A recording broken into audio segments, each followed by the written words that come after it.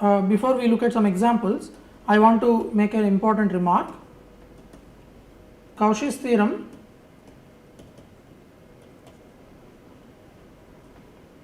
also holds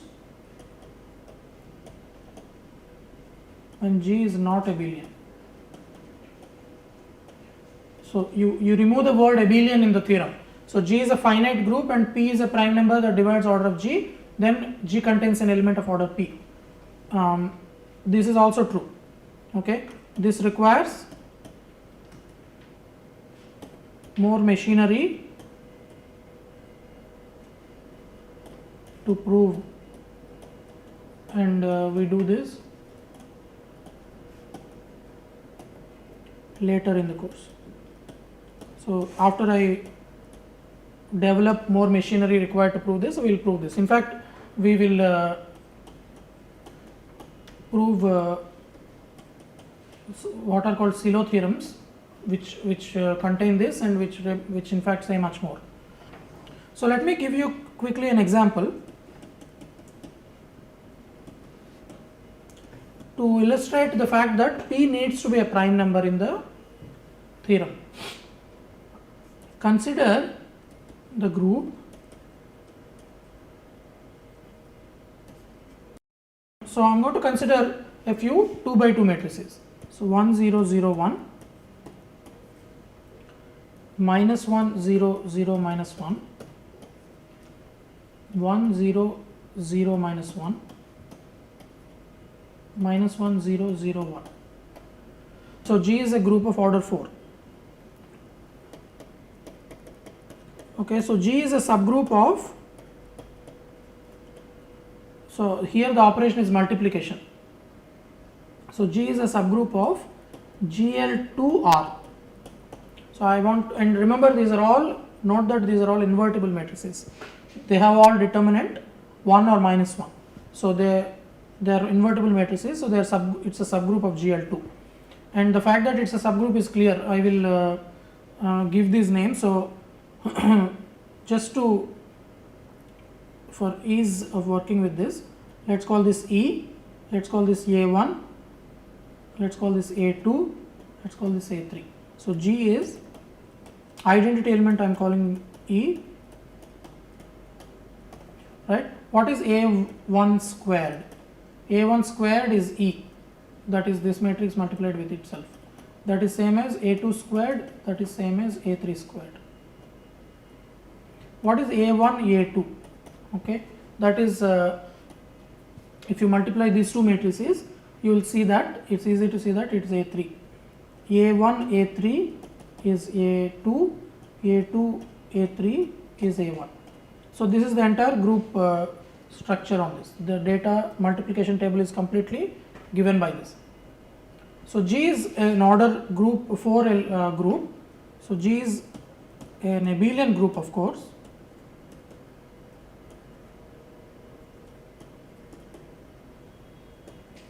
And in fact, we have seen in a previous video that any group of order 5 or less is abelian.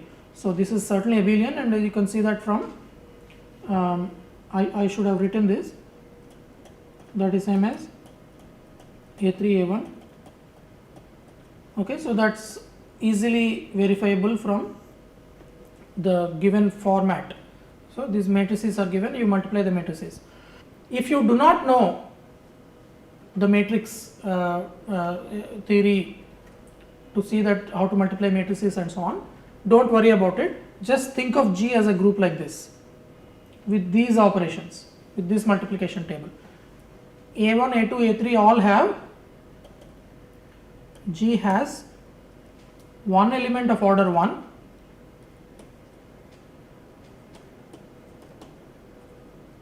and 3 elements of order 2. Okay, so as I said, if you do not feel comfortable with the matrix representation, just don't worry about it. Think of G as a group consisting of 4 elements, E, A1, A2, A3 with this multiplication table. They are A1, A2, A3 have order 2, meaning their squares are all identity, and multiplying any two of them will give you the third in any order. So A1, A2 is same as A2, A1, which is A3. This is a valid group and it's a group of order 4. G is called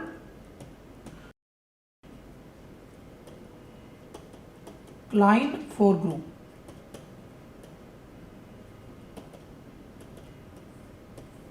Okay, it's called the Klein 4 group.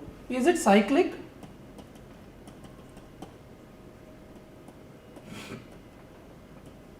Is it cyclic? Is it a power of, is it the group generated by some specific element?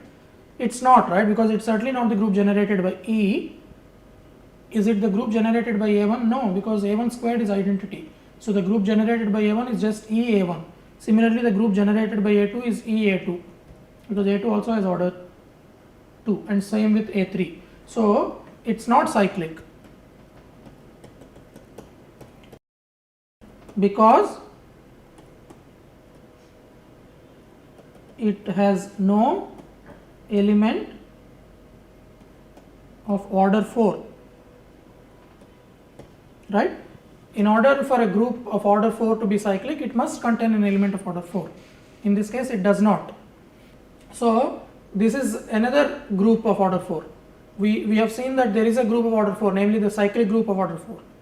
This is non-cyclic group of order 4, and it's actually an exercise which maybe I'll do later, that up to isomorphism, these are the only two groups of order 4. Both are abelian, one cyclic, the other not cyclic. Now this is an important example to give you various, to illustrate various points. First of all, the converse of Lagrange's theorem fails here.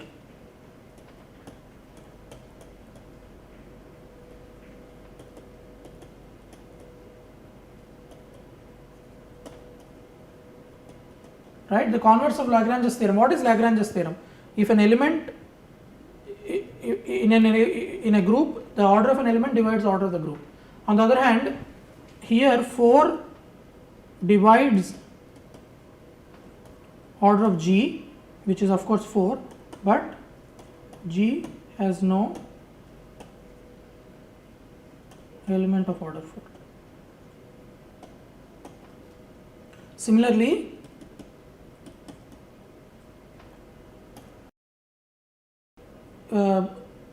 this example shows that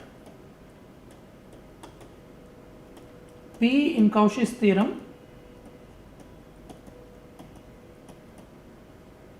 must be prime, right? Because 4 divides order of group, G is a finite abelian group. 4 divides order of G, but G has no element of order 4. The problem is G4 is not prime. So only if a prime number divides order of the group, we can say there is an element of order, that order, and that of course checks out here, because order of the group here is 4, the only prime that divides that is 2, and certainly G has elements of order 2. On the other hand, if G is a cyclic group,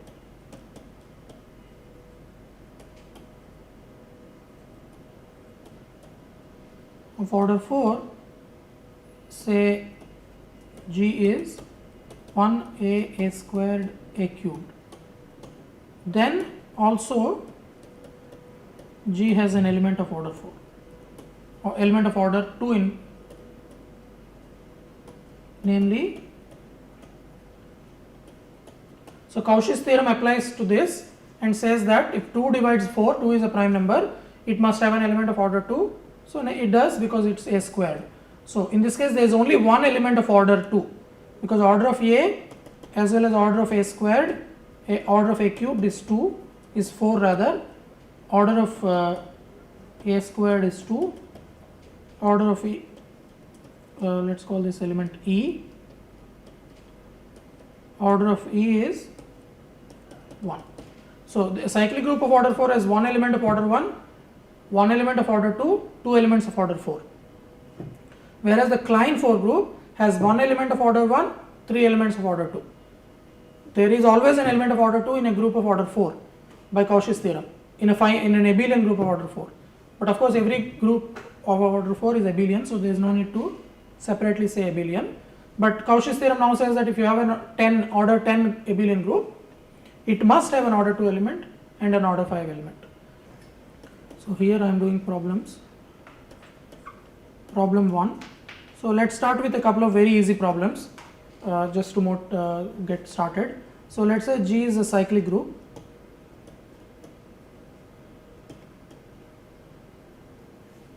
And let H be a subgroup of G.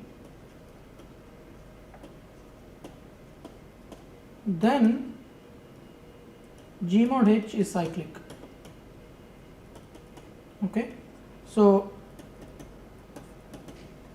first of all, recall that G is cyclic implies G is abelian. Any cyclic group is certainly abelian, implies H is normal in G. So G mod H is a group. So in order to even say G mod H is a cyclic group, we first need to know it's a group, but it is a group. So we need to now observe that it is a cyclic group. What is a cyclic group? Suppose G is generated by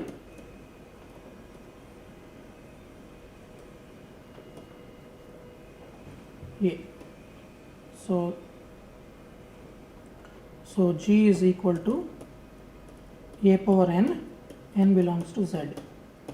So powers of A exhaust all of G. So G is every element of G is a power of A. Now what is G mod H? G mod H is G times H, where G is in G. Okay, so these are the left cosets of H in G. So we claim that. What is your guess? We are trying to show that G mod H is a cyclic group. If G is a cyclic group, G mod H is a cyclic group. In other words, we have to exhibit a generator for G mod H. It's obvious to guess what? If G is generated by A, AH generates G mod H. And this is easy because you take GH for G in G. If G is in G, write G equals A power n for some n, right? Because A generates the group G, every element of capital G is a power of A. So GH is equal to A power nh.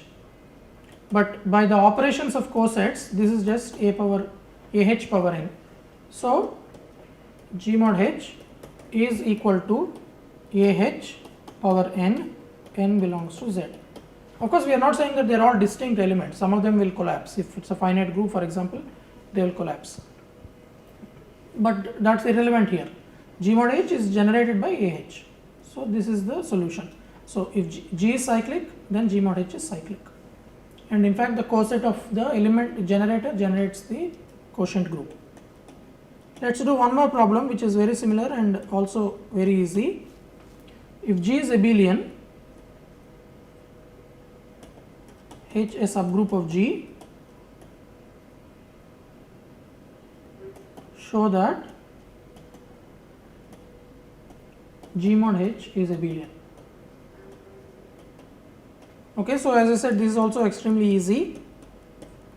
To show a group is abelian, you have to start with arbitrarily two elements of the group. In this case, the group we are interested in showing is abelian is G mod H. So let's take two arbitrary elements, GH and BH. These are two left cosets. What is AH times BH?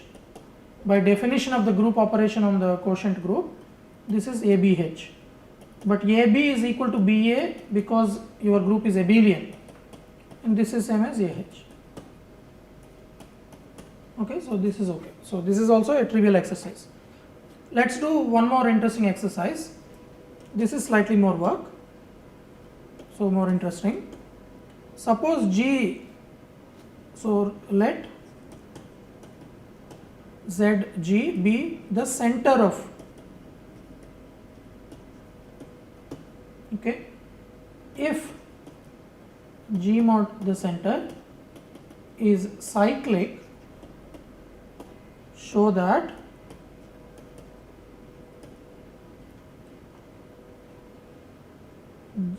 G is abelian. So in order to first solve the problem, let's first recall what is the center. Remember, Zg is all elements A in G which commute with everything else in G.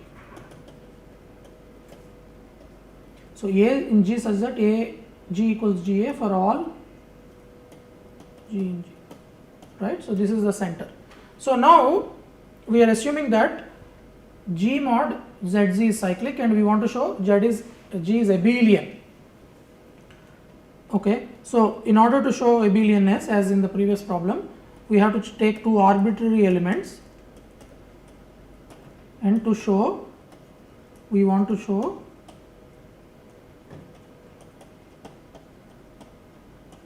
that AB equals BA, right? So let's keep this in mind. We want to show AB equal to BA. So now, since G mod Zg is cyclic, it has a generator, right? It is generated by some element of G mod Zg, right? So this G mod Zg is a cyclic group. It is generated by an element of that, say G times Zg. So an element of this is simply a left coset, right? So take a left coset and suppose that it is the generator. That means everything in G mod Zg is a power of this. So in particular, we have A times Zg. See, A times Zg and B times Zg are elements of G mod Zg. So they are generated by G. So it is some G I and B Zg is some G Zg over J for some integers I and J. Okay, that means because G generates it, these two elements are powers of it. So that means A Zg is G power I Zg and B Zg is G power J Zg, right? This is the meaning of coset multiplication. But now let's pull this relation back to the group G. So this means, so what does this mean? That means A times something, let's say x in the center is equal to G power I times something, where x and x prime are in the center, right? Because A times that, as cosets are equal, that means A times an element of this is equal to an element of this. So A times x will be equal to this. So I can rewrite this as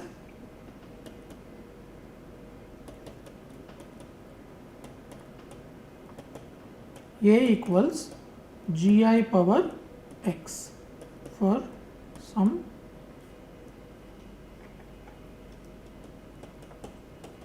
Zg. Okay, so I mean this x and x prime I am interchanging. So it's actually this x here is x in this x prime times x inverse, because x and x prime are in the center. X prime times x inverse is also the center. So I'm renaming everything to call it x. Similarly, we have B equals G power J times y for some y in the center. So for find, right? So A equals G power I times x for some x in the center. Similarly, B is equal to G power J times y for some y in the center. Now let's go ahead and calculate AB. Now that we have written everything in terms of elements of capital G and not as cosets, let's write AB. So this is G power I x, G power J, y. But now what is x and y? X and y are in the center, so they commute with everything. So this is same as g power I, g power j, xy, right? This is g power I plus j, xy. On the other hand, what is BA? This is g power j, y, g power I, x. Again, using the fact that x and y are in the center,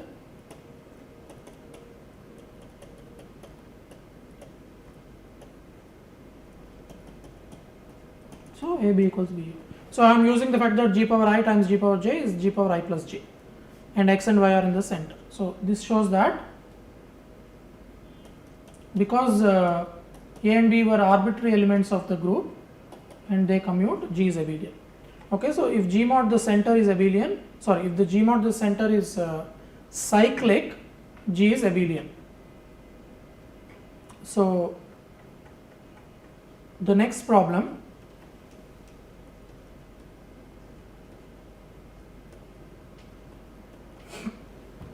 and this is a problem that I used in the proof of Cauchy's theorem. It says the following: let G be a cyclic group.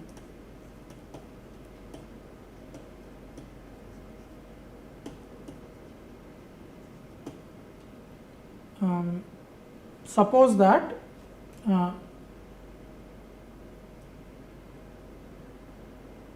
which is finite. So it's a finite cyclic group.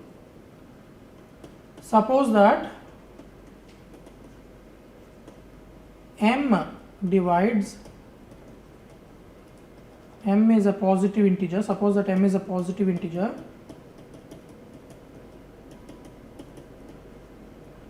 that divides order of G. Okay, so then show that G contains an element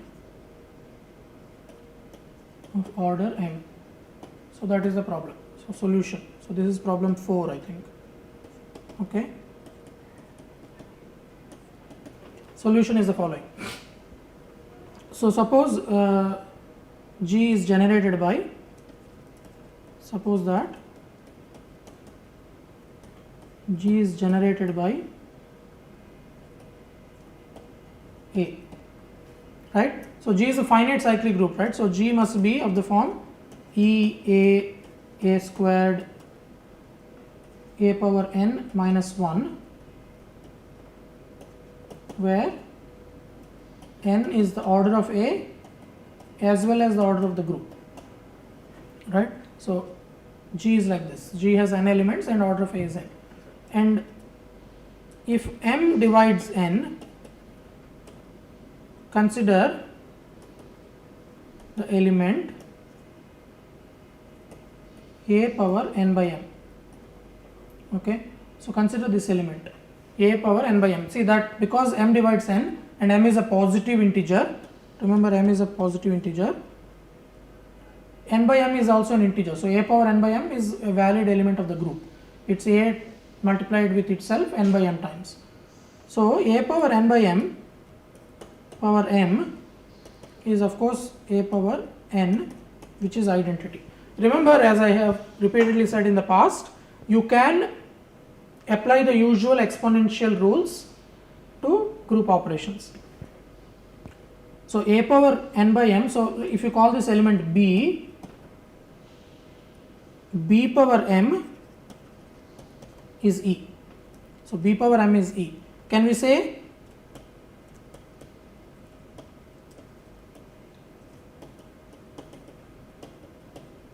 order of B is m? If so, we are done, right? Because we are trying to show that G contains an element of order m. If order of B is m, we are done. But actually we cannot right away say this. In order to say order of B is m, we have to say more. Not yet. So we can't say this yet. What is order of B? Order of B is the least positive integer D such that B power D is E. right? Certainly m is a candidate for it because b power m is e, but we have to rule out the possibility that something less than m has this property. So if b power d is e, so let's say for suppose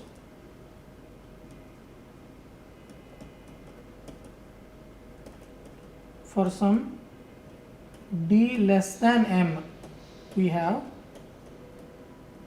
b power d is e. Suppose that for some d less than m b power d is e, then let's see what are the consequences of this. B power d is e, this means a power n by m. So remember, a power n by m is b, power d is e, right? This means a power n d by m is e. But if d is less than m, n d by m is less than n, correct? Because d by m is less than 1. But this contradicts. We have a power of a less than equal to e, but that power is less than e, n.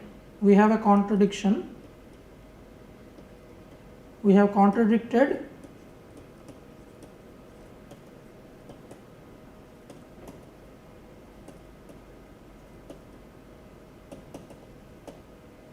right, because order of a is n means n is the smallest positive integer such that a power n is identity. But here we are getting a power n d by m is e and n d by m is less than e. So this is a contradiction. So this is a contradiction, and only assumption that we could have possibly made incorrectly was that d is less than m. So we must have, so a power m is identity and a power d is identity implies d is at least 10. So order of, sorry, b power m, I should not have said a power m, b power m is identity where b is a power n by m, b power m is identity and no smaller power of b is identity. So order of b is exactly equal to m, and this completes the solution of the problem because we want to show G contains an element of order m and we have shown that B is that element. And okay, I'll only remark one more time that we have seen the example of Klein 4 group where you have a group of order 4 yet the group does not contain an element of order 4. Of course, this is also illustrated by the symmetric group on 3 letters S3. S3 has 6 elements but it is not cyclic, so it has no element of order 6. So the statement that G contains an element of order m if m divides order of G is simply false if G is not cyclic. So let me remark,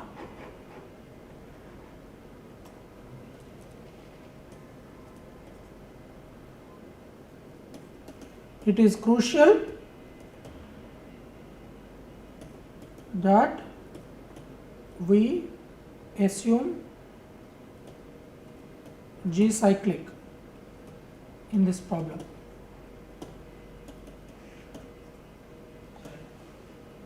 Because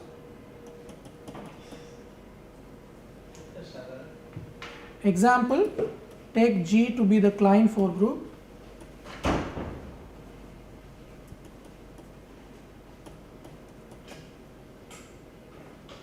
or G is S3. This has order 4, this has order 6, but no, they are not cyclic. Not cyclic and they have no elements of order 4 or order 6 respectively. Okay, so I'll stop the video here.